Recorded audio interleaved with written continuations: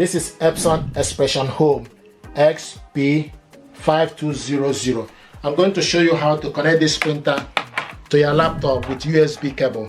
What you need to do is you need to get a USB cable. USB cable is not included in the packaging, so you have the USB cable here. So you take this end, push it inside,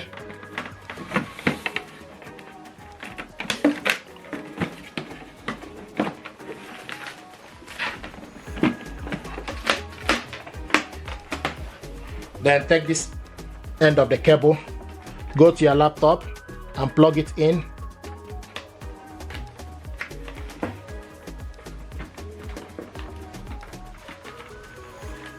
And it's in.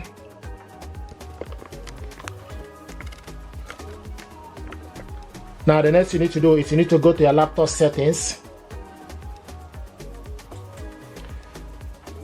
Go to laptop settings.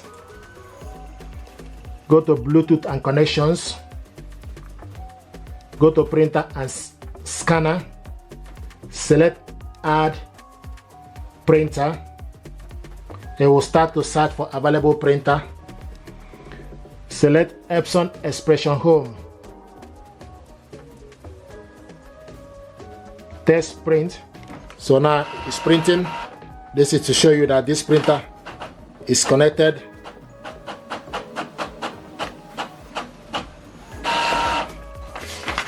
Printing complete.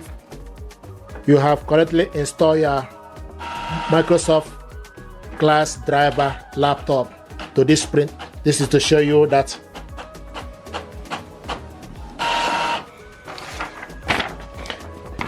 it will show you window printer test page. You have correctly installed your Microsoft IPP class driver on laptop. Printer property, it will tell you the laptop name, color support, yes, port name, USB, and data format, RAW. So this is information you will get once you install the printer with USB. So you print it out. This is window test page to show you that this printer is connected properly via USB.